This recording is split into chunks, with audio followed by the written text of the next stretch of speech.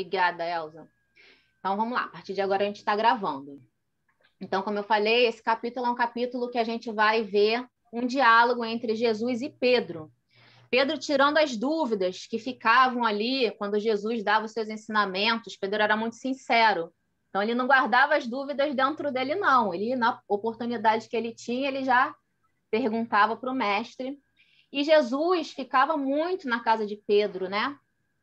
Possivelmente porque já sabia que Pedro, né, seria o grande pai daquela família de discípulos, né? Então, preferiu ficar ali, escolheu ficar mais próximo dele, né, para poder dar essa fortaleza para ele, igual a música que a gente ouviu. E essa passagem aqui no início, ela vem depois de um ensinamento que o mestre dá.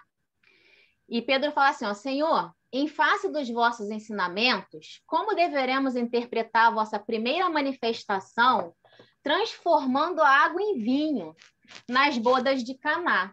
Não se tratava de uma festa mundana? O vinho não ia cooperar com o desenvolvimento da embriaguez e da gula? Aqui no início fala que Jesus tinha tecido comentários em torno dos mandamentos de Moisés. Então, ele estava falando sobre o Antigo Testamento, né? Nos ensinamentos que ele deu e que Pedro presenciou. E no Antigo Testamento, nos livros do Antigo Testamento, não só em Moisés, mas nos outros livros também, há muitas falas sobre o vinho, sobre a embriaguez, sobre essas questões, porque aquele povo precisava, né, ouvir esses ensinamentos. E Jesus, né, possivelmente estava nos seus ensinamentos resgatando alguma coisa relacionada a isso. Aqui no texto não fica muito claro. Mas a dúvida que Pedro levanta é essa dúvida. E ele fala sobre as bodas de Caná. Vamos prosseguir aqui. As bodas de Caná. Então, Pedro pergunta, né? Não se tratava de uma festa mundana? O vinho ali não iria cooperar com o desenvolvimento da embriaguez e da gula? O mestre começa seu ensinamento. Simão, disse ele, conheces a alegria de servir a um amigo? Pedro, né? Assim como a gente às vezes que se deixa levar por discussões inúteis e não se aprofunda, né, na mensagem, no espírito da mensagem, na sublimidade da mensagem, né? E Pedro não tinha compreendido, então tinha se prendido a essas questões superficiais e não conseguiu entrar na essência, né, da mensagem. Mas Jesus esclarece a ele. As bodas de Caná foram um símbolo da nossa união na terra. O vinho ali foi o bem da alegria com que deseja selar a existência do reino de Deus nos corações. Então ele diz, o vinho que eu servi ali foi um vinho servido com alegria e representa a alegria que eu quero selar nos corações dos meus amigos o reino de Deus. Saibamos santificar a nossa afeição, proporcionando aos nossos amigos o máximo de alegria, seja no coração, seja o nosso coração uma sala iluminada, onde eles se sintam tranquilos e desditosos. Vamos voltar nisso, mas primeiro vamos dar uma relembrada aqui para quem não lembra. As bodas de Caná, olha a fala de Jesus, foram um símbolo da nossa união na terra. De fato, né, tem muita simbologia ali naquela manifestação do Cristo. Não é uma parábola. De fato, houve a festa, né? Está descrito lá em João. João começa a descrever dali a 3 dias, porque João está contando o início da manifestação pública de Jesus, né? Dali a 3 dias se celebraram uma bodas em Caná, que é uma festa de casamento, né? Que durava muito tempo, muitos dias. E achava-se lá a mãe de Jesus. Estava lá, eles tinham sido convidados, a mãe de Jesus e a família de Jesus, e Jesus tinha sido convidado. Então, Jesus era amigo do noivo ou da família da noiva, mas o fato é que ele tinha sido convidado naquela família. Isso não é uma parábola, isso de fato aconteceu. Faltou o vinho, né? Jesus mandou trazer a água e transformou a água em vinho. E aí pode-se dizer, né, a gente também não vai entrar nessa discussão, que foi o primeiro milagre público que Jesus fez para uma grande quantidade de pessoas, podemos assim colocar. E tem todo o desdobramento, né, dessa passagem. Só que essa passagem, né, quando Jesus fala que foi um símbolo da nossa união na Terra, ele resgata um ensinamento que está na parábola das bodas, que aí sim é uma parábola, que fala sobre o quê? Que fala que o reino do céu é semelhante a um rei que fez as bodas do seu filho. Então, para o evangelho, né, a gente também não vai aprofundar muito nisso, porque a ideia não é estudar essas passagens, mas eu trago só a título da gente poder compreender a profundidade do que Jesus está falando. Para os evangelhos, né, a parábola das bodas, Deus é o pai do noivo, que dá um banquete para a gente. O noivo é Jesus. E a humanidade terrena é a noiva. Então, é o simbolismo dessa grande união. É isso que Jesus está falando. E aí ele está resgatando isso, né? Depois ele vem resgatar isso na parábola das bodas, que ele iniciou isso nas bodas de Caná. Eu não tenho dúvidas, nem quem a gente se inspira para fazer os estudos falam que Jesus, quando ele fez isso, né, ele já sabia tudo o que estava acontecendo, ele fez essa transformação ali naquela multidão, naquele casamento, e ele sabia a repercussão, né, depois, ele sabia que depois ele viria trazer esse ensinamento, então ali realmente ele estava consciente de que ele estava construindo um simbolismo que depois ele viria explicar dessa união. Então, explicado isso, vamos voltar para o texto.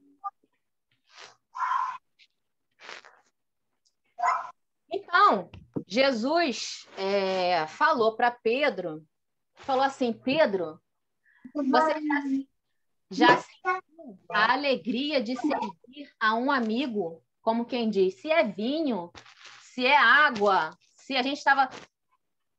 A alegria de servir um amigo é o que estava acima de tudo ali.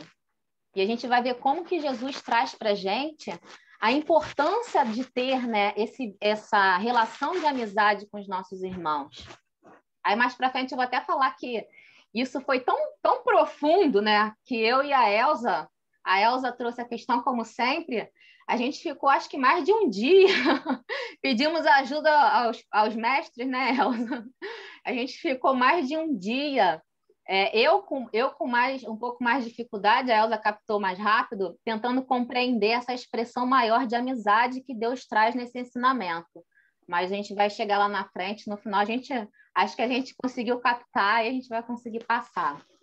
Ele fala assim, ó, Pedro, o amor verdadeiro e sincero nunca espera recompensa. Por quê? Pedro está perguntando ali para ele, tudo bem, a gente precisa amar os nossos amigos, né? A gente precisa ser sempre um braço amigo, sempre se colocar à disposição para ajudar, amá-lo. Mas e quando tiver ingratidão? Quando nos retribuem com ingratidão? Quando esse amigo nos retribui com ingratidão? Ana, você está com a mão levantada, você quer falar alguma coisa? Agora que eu percebi. Não, eu já perguntei lá atrás. Ah, então tá. Ai, desculpa, eu não tirei a mãozinha. Não, imagina, não tem problema não. É só porque eu vi agora. Aí Jesus responde assim, ó, Pedro, o amor verdadeiro nunca espera recompensa. E olha que interessante, ele estava falando de amizade. E aqui, né, na pergunta de Pedro, Pedro pergunta como a gente deve agir com um amigo quando ele age com ingratidão com a gente. E olha o que Jesus coloca na resposta. O amor verdadeiro e sincero nunca espera recompensa. Então, ele está falando que nessa relação de amizade verdadeira, o que há é um grande amor. A renúncia é o seu ponto de apoio. Aqui ele traz, né, eu sempre falo que todo capítulo tem um parágrafo, uma frase central, e aqui ele coloca as duas referências do título. A renúncia é o seu ponto de apoio. De quê? Do amor. Renúncia e amor. Como o ato de dar é a essência de sua vida. Gente, né, eu canso de falar isso, que a gente ainda não consegue compreender o amor, né, a expressão, o sentido, a profundidade do amor que o mestre vem ensinar para a gente. O nosso amor ainda é um amor muito egoísta, seja ele qual for. Amor com o filho, amor com os nossos companheiros, amor com os nossos pais, amor com os nossos amigos, porque a gente sempre coloca, né, a nossa vaidade na frente da renúncia. A gente sempre coloca o que a gente quer na frente da renúncia. A gente sempre quer que o outro faça o que a gente quer. Mas o amor é o que Jesus está falando aqui. O amor é renúncia. Quando você verdadeiramente ama, você renuncia a tudo que você acha que é o correto, a tudo que você acha que tem que ser feito com você, e você passa a fazer isso com o outro.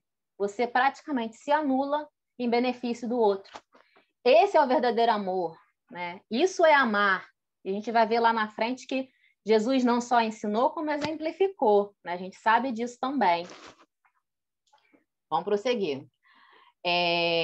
A capacidade de sentir grandes afeições já em si mesmo é um tesouro. Ou seja, quem já consegue se afeiçoar, quem já consegue criar um vínculo de amizade, né? Já é um grande benefício, é um grande tesouro isso, né? A compreensão de um amigo deve se dar para nós a maior recompensa. Ter um amigo, né? Porque às vezes, esse é o sentido que eu falei que a Elza trouxe, né? E eu demorei um pouco, e a gente pesquisou, perguntou e tal, para quem ajuda a gente, nos inspirando a fazer o estudo, esse sentido, porque às vezes a gente tem os nossos laços familiares, mas nem sempre nos nossos laços familiares nós temos já amigos.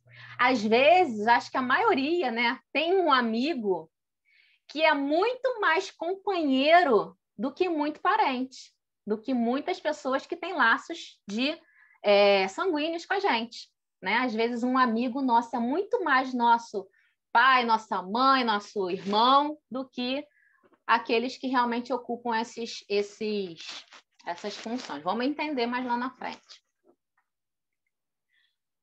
Eita. Tá. E aqui ele termina, né? Todavia, quando a luz do entendimento tardar no espírito daqueles que amamos, deveremos lembrar de que temos a sagrada compreensão de Deus. Ou seja, nosso amigo foi ingrato, né? A gente se entregou, fez de tudo, entregou amor, entregou a renúncia, ainda assim ele foi ingrato, não tem problema. É porque no espírito dele ele ainda não compreendeu o amor que você já compreendeu por ele.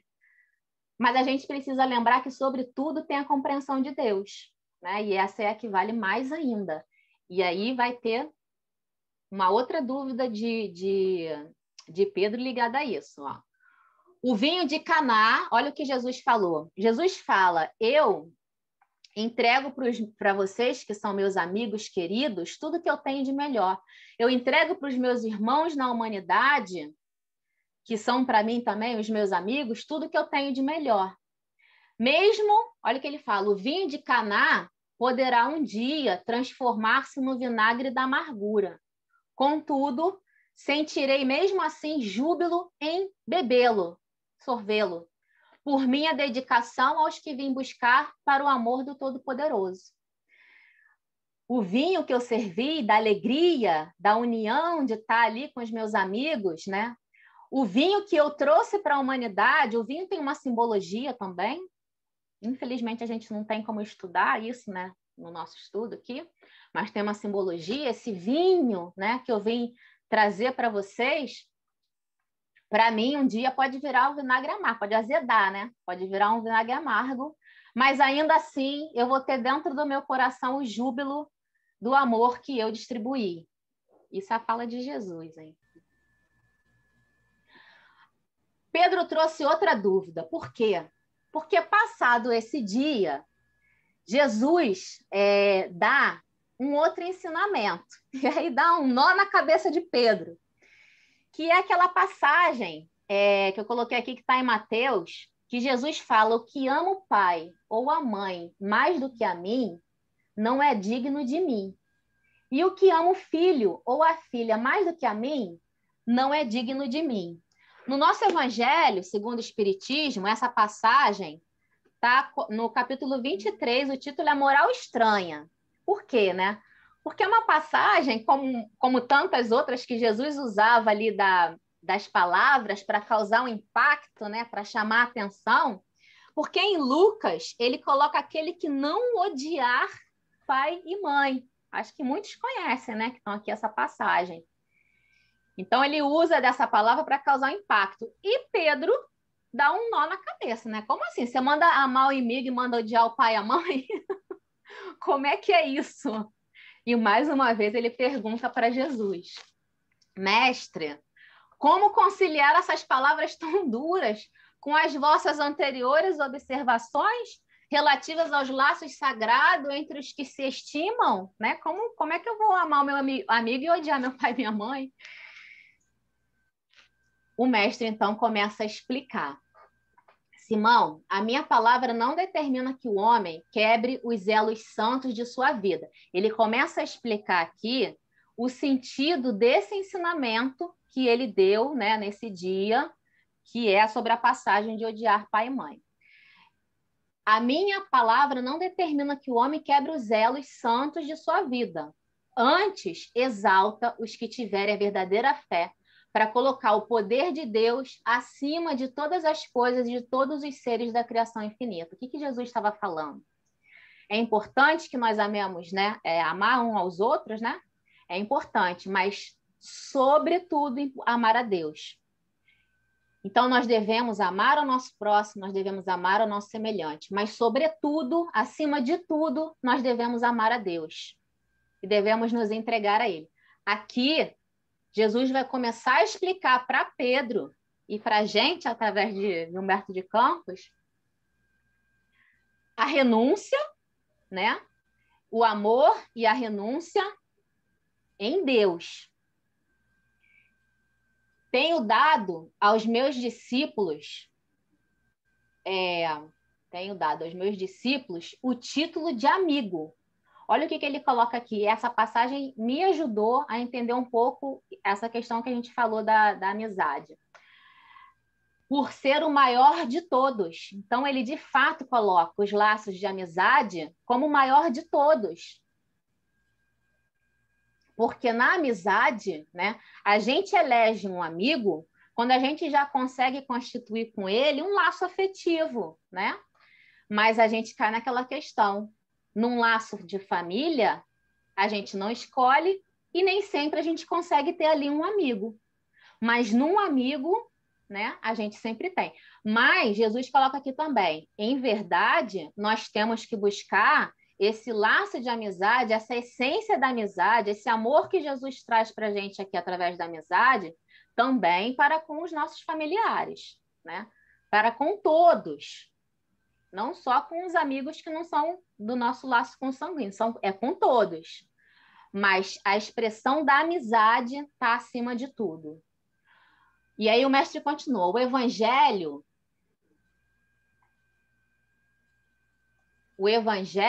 não pode condenar os laços de família, olha o que está escrito aqui, mas coloca acima deles os laços indestrutíveis da paternidade de Deus. Aqui a gente também pode entender esse ensinamento, né? Quais são os laços indestrutíveis da paternidade de Deus, né? É a nossa família universal. São todos, né? Acima dos laços, né, que a gente constitui, que são temporários, né? Numa vida a gente tem uma família, na outra a gente pode ter a necessidade de constituir outros laços, né? Não obstante, os verdadeiros se permanecem, não se desfazem com a morte do corpo, né? Mas a verdadeira família é a verdadeira cuja paternidade é o nosso pai. Então é a família universal e é para com ela que a gente tem que ter esse amor. Já pensou, Pedro, no sacrifício de renunciar? Já fez o exercício de renunciar, mas renunciar mesmo em nome de alguém? É o que Jesus está perguntando aqui para Pedro, ó. Porque a renúncia é o exercício do amor sublime. Na construção do reino de Deus, chega um instante de separação, que é necessário se saiba suportar com sincero desprendimento. Chega o momento de separação e Jesus fala aqui, ó, não é só a separação do corpo físico, não. Às vezes a gente precisa se separar, se dispor de uma condição hierárquica, às vezes de uma afeição na nossa vida, de uma pessoa querida. Muitas são as condições que a gente precisa, às vezes, se separar daquilo que a gente gosta, daquilo que a gente tem apego.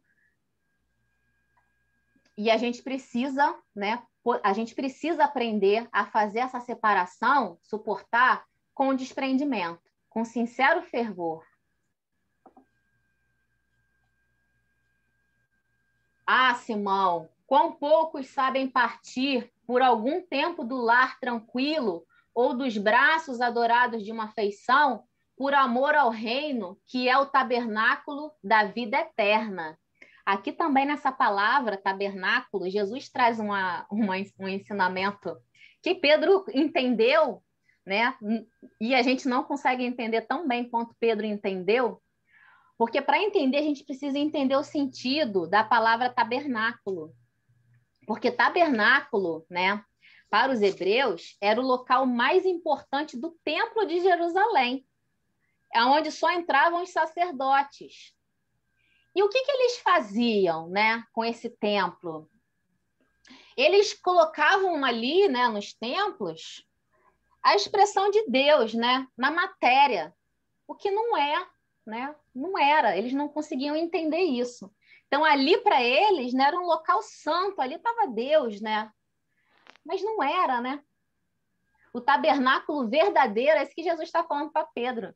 O que vocês acham que é o local santo onde Deus está, na verdade não é. O tabernáculo verdadeiro, ó, por amor ao reino de Deus, que é o tabernáculo da vida eterna. É o reino de Deus que é o mais importante. E aonde que está esse? Jesus não cansava de falar no coração de cada um. Não no local, num templo de pedra, num local circunscrito, num espaço, seja ele qual for, mas no coração do homem. Então, uma palavrinha aqui traz um ensinamento gigantesco, né? Como são raros os que sabem ceder e partir em silêncio, né? Partir sem agredir, foi agredido, fica, né, em silêncio e parte. Precisou se desvincular, né? No momento próprio do desencarne, é o momento, né, do partir também. Sabemos partir com renúncia, com amor em Deus? Jesus fala aqui que não, ó, como raros são os que sabem ceder e partir em silêncio por amor ao reino, esperando o instante em que Deus se pronuncia. Entretanto, Pedro, ninguém se edificará sem conhecer essa virtude. Qual virtude? A renúncia, com alegria, em obediência à vontade de Deus. Está quase terminando aqui. Deixa eu ver que horas são. Tá bom. Dando o testemunho real dos seus ensinamentos, o Cristo, em todo momento, né, não só nesse, soube ser em todas as circunstâncias o amigo fiel e dedicado. Tem uma passagem de João que ele fala, já não vos chamo servo. Olha que outra passagem que ele eleva a maior qualidade, a qualidade de amigo. Já não vos chamo servo, porque o servo não sabe o que o seu senhor faz, mas eu tenho vos chamado amigo, porque vos revelei tudo quanto ouvi de meu Pai. Dei tudo que podia dar para vocês. Tudo que eu recebi do meu Pai, o mais sublime ensinamento, o mais primoroso, o mais sublime amor que eu recebi do meu Pai, que é para mim a coisa mais preciosa que tem, eu trouxe e entreguei para vocês, porque vocês são meus amigos. Ninguém no mundo já conseguiu elevar a altura que o Senhor as colocou, a beleza e a amplitude dos elos afetivos, mesmo porque a sua obra inteira é a de reunir pelo amor todas as nações e todos os homens no círculo divino da família universal. Aqui já Humberto de Campos falando, né? Ninguém no mundo já conseguiu elevar a altura do Senhor, a beleza e a amplitude dos elos afetivos. Por quê?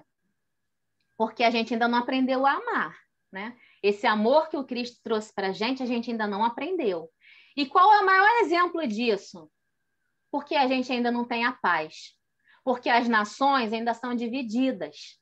Porque ainda há irmãos que sofrem em detrimento de outros. Mas um dia, quando Jesus conseguir cumprir a sua meta no nosso planeta, aí sim, Humberto de Campos vai falar: agora sim vocês conseguiram elevar à altura do mestre os seus ensinamentos de amor, de amizade que ele trouxe. Bom, daqui para frente, alguém quer falar alguma coisa? A gente vai começar agora a nossa dinâmicazinha que eu prometi.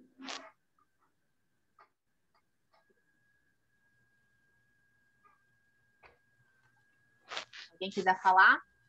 Deixa eu ver quem é que está aí. Maria. Cris, quer falar? Cris, pode falar. Quero.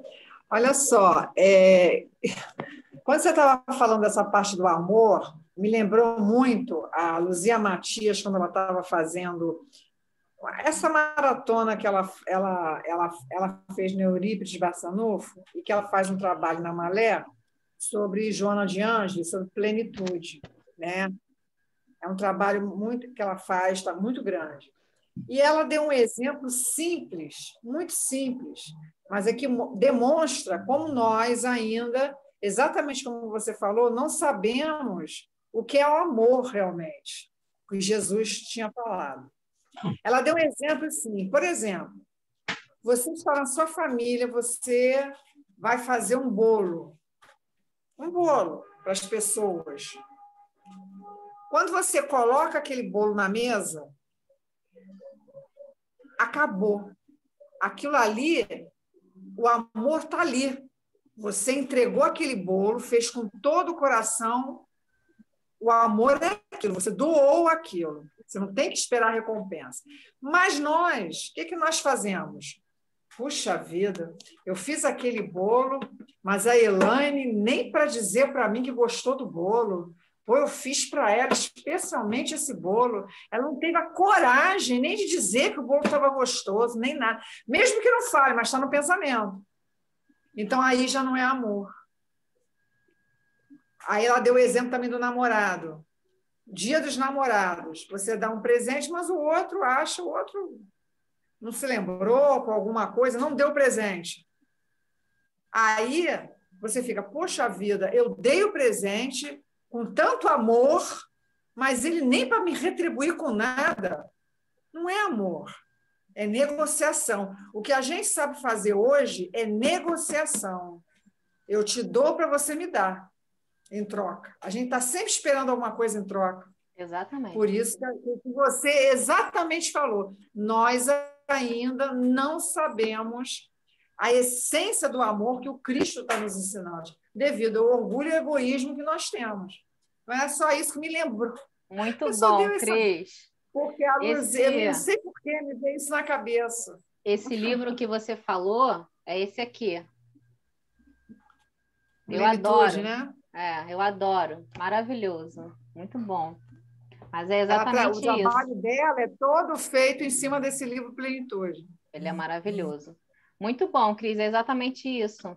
Tenho lá, eu tenho aqui o presinho, aqui não dá para mostrar para vocês, né? Eu tenho preso aqui no meu muralzinho uma frase de Paulo, né, do apóstolo, que está lá na carta aos Coríntios, que ele fala assim: o amor do Cristo, eu adoro essa frase, o amor do Cristo nos constrange.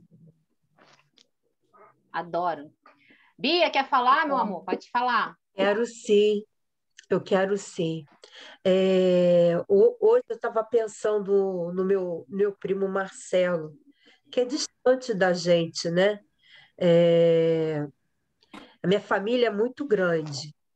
Tem aqueles que são distantes, tem aqueles que são mais próximos, que a gente fala todo dia no WhatsApp. Inclusive, a gente faz culto espírita juntos, somos espíritas, então a gente, todos os dias, às 10 horas, a gente se reúne para orar. E tem aqueles primos, aqueles familiares que nem no grupo do WhatsApp se interessaram em estar, né? Não que eles não tivessem oportunidade, porque todos foram convocados, todos foram chamados. E é uma parte da família que não procura, não chega perto. E tem também os amigos que a gente conversa todo dia da casa espírita, né?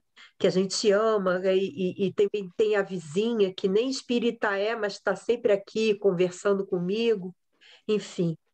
Aí Jesus, quando quis falar de amizade, de família, disse que a gente pertence a uma família universal, né?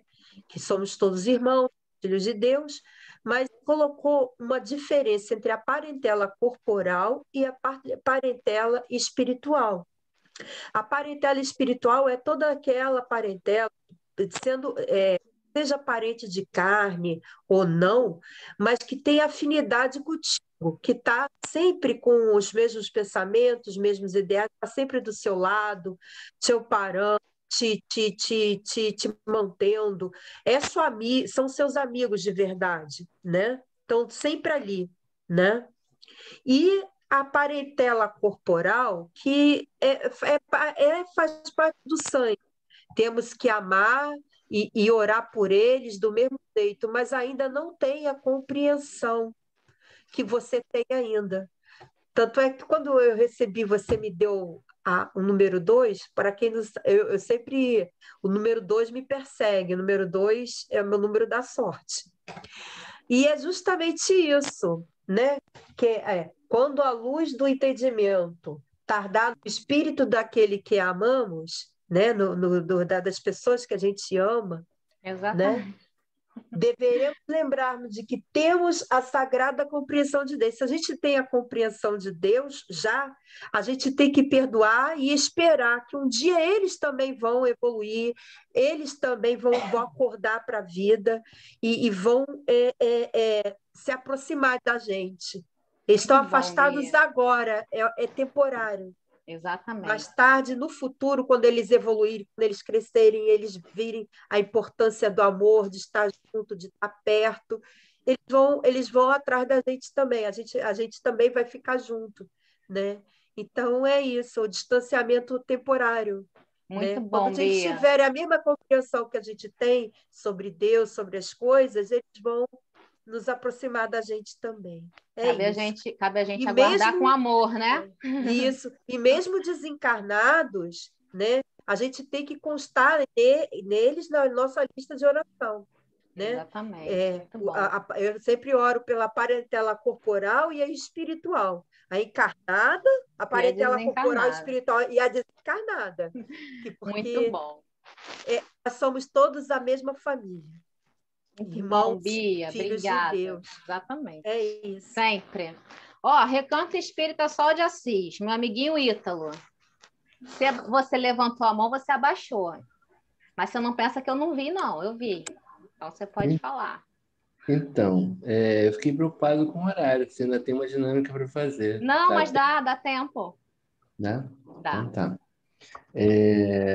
Tá pensando aqui, né? A época de Jesus, quem é que compunha a humanidade terrena, né?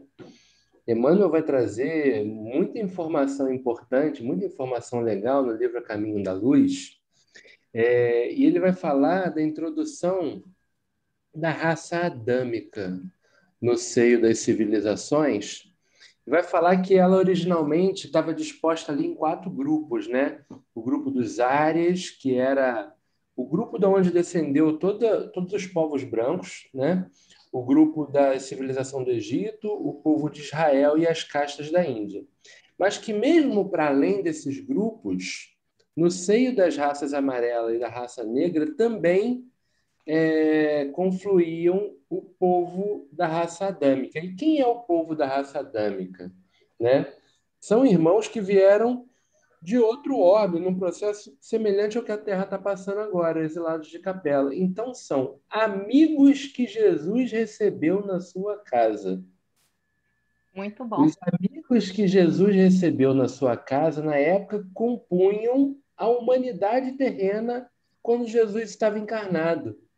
E aí, a simbologia de Jesus fazer com que o primeiro milagre, ou seja, a primeira transformação simbólica do reino de Deus, fosse a transformação da água em vinho, que desde Noé, porque Jesus ele trabalhava com o que a humanidade tinha.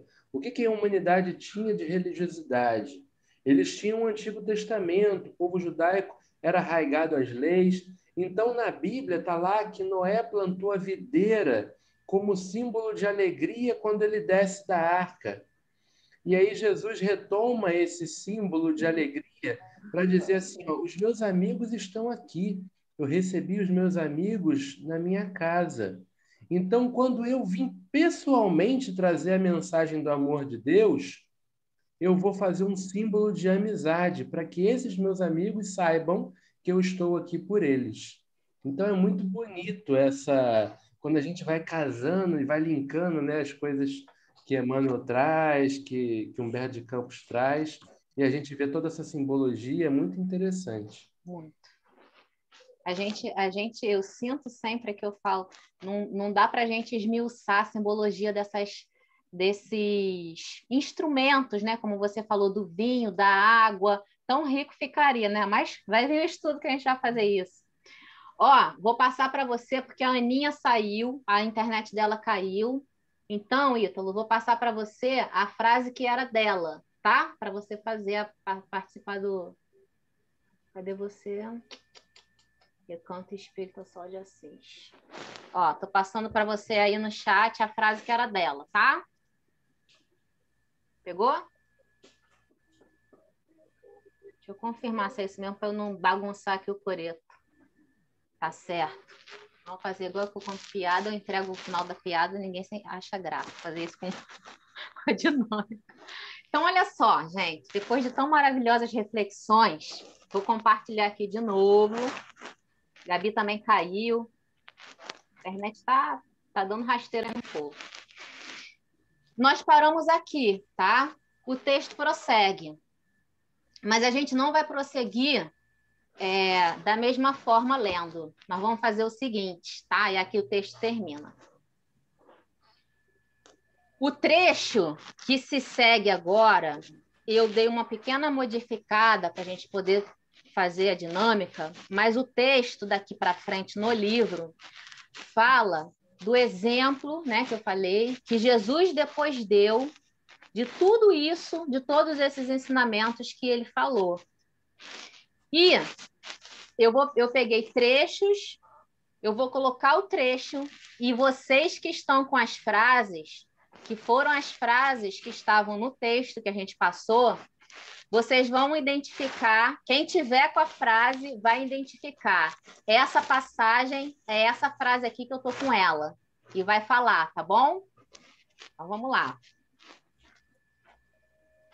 Depois da magnífica vitória da entrada em Jerusalém, né, quando Jesus entrou em Jerusalém, ele é atraído por um dos seus discípulos amado. Jesus é atraído.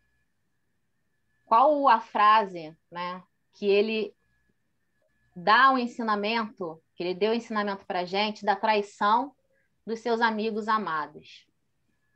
Quem acha que está com a frase que representa? Eu acho que é a minha. Acho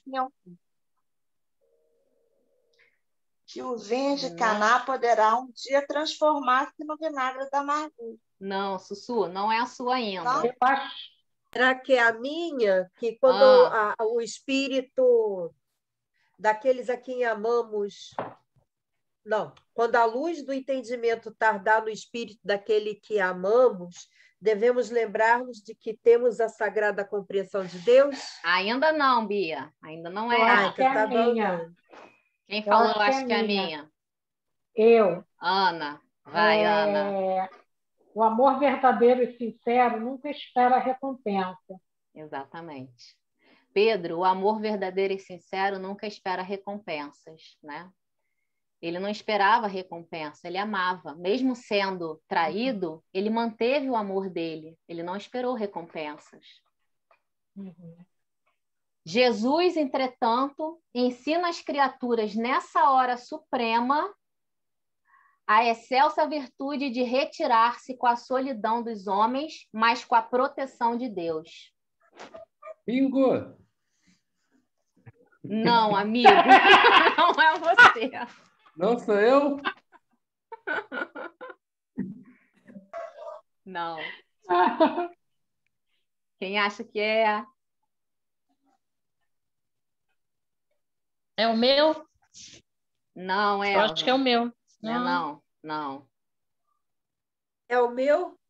É, Bia, é o seu. Finalmente! Quando a luz do entendimento tardar no espírito daqueles a quem amamos, devemos lembrar-nos de que temos a sagrada compreensão de Deus. Olha aí. Jesus, entretanto, ensina às criaturas que na hora suprema, né, quando o entendimento dos seus amigos, né, e de todos aqueles que ele acolheu tardou, ele retira-se com solidão, mas com a certeza da proteção de Deus. A próxima agora, hein?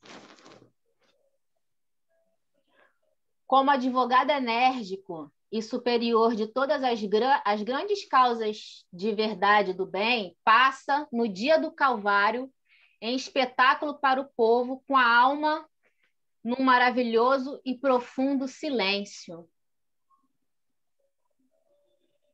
Quem está com essa? Sem medo de errar.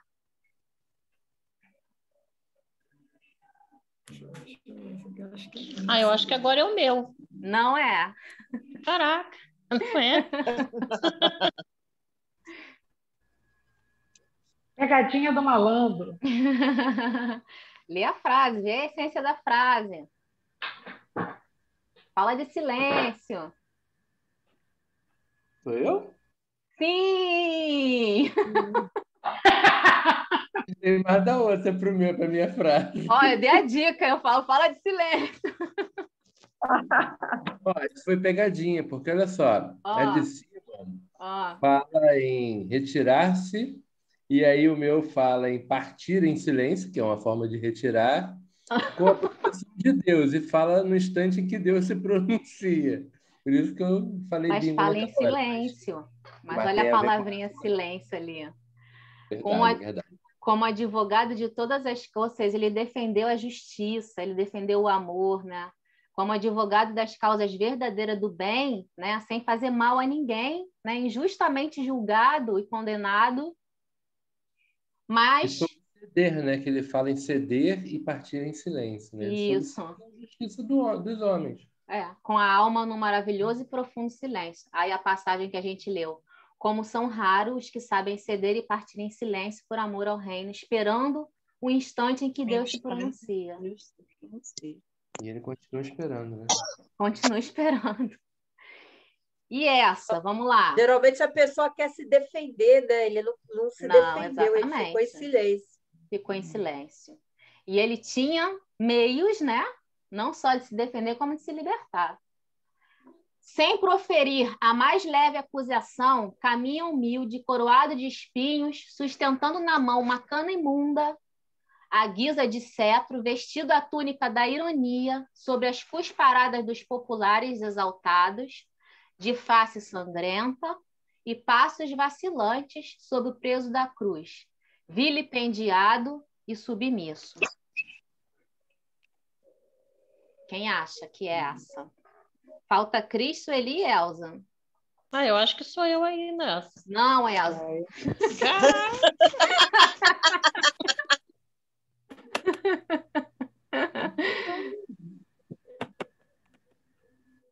Quem acha?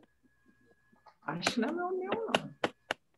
Cris, é o seu sim, Cris. É o meu? É. Poxa. Olha, na construção do reino de Deus chega um instante de separação. É necessário se saiba suportar com silêncio e desprendimento. Ali era a caminhada dele para a separação, a caminhada dele para a separação dos seus amigos, a caminhada dele para o status dele de rabi, de Messias, né? Ele estava ali compreendendo, né, a necessidade de se desprender nessa caminhada, de se desprender disso tudo. Então, ele suportou nessa caminhada o seu desprendimento e prosseguiu, né? Não foi só na caminhada, mas ele prosseguiu. Essa é fácil, hein? Já na cruz... Essa é minha. Ah! Já na cruz sente sede e pede água. Pede água e lhe entregam o vinagre. Sem reclamar, ele o recebe. Essa é a única frase que não está no livro, tá? Essa fui eu que coloquei. Mas como o vinagre tá, e lembra? Ele, quando falou, eu sirvo o vinho da alegria. Mesmo que um dia esse vinho se torne o vinagre amargo. Humberto de Campos até coloca no texto, eu não li de propósito, que ele falou essa frase até de uma forma profética. Porque, de fato, né, ele entregou o melhor que ele tinha, né? Ele entregou o melhor dos ensinamentos do Pai, que ele recebeu do Pai, e recebeu na cruz, no momento de sede, recebeu o vinagre. Ou seja, né, o vinho que ele deu, a gente devolveu para ele em forma de vinagre. De forma mais amarga, né? Mais amarga. O vinho de Caná poderá um dia transformar-se no vinagre da amargura. Contudo, sentirei, mesmo assim, o júbilo em sorvê-lo, por minha dedicação aos que vim buscar para o amor do Todo-Poderoso. Pede ao Pai, perdoe seus amigos e se entrega por amor a eles, mas, sobretudo, a Deus e ao seu reino de amor. De quem é essa? Da Elza. Só resta eu mesmo, né? Sou eu, né? Exemplificando desse jeito o amor e a renúncia. Legal. Muito bom. E aí, queridos? Alguém quer falar alguma coisa? Vocês gostaram da dinâmica? Muito bom. Gostou? Eu gostei. Que bom. Vamos preparar mais. Foi meu amigo Ítalo que me inspirou aí para preparar uma dinâmica para gente. Então tá. Alguém quer colocar mais alguma coisa para a gente encerrar?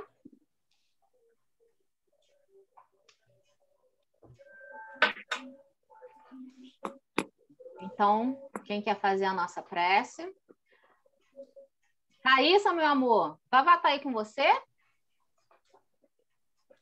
É nessas horas que a gente vê quem é que tá ouvindo ainda. Ou deixa lá. Olha lá. Quem quer fazer a nossa prece?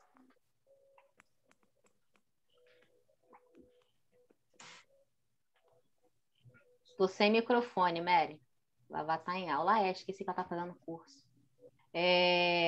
Cris, você faz pra gente a nossa prece? Faço. Obrigada. Vamos lá.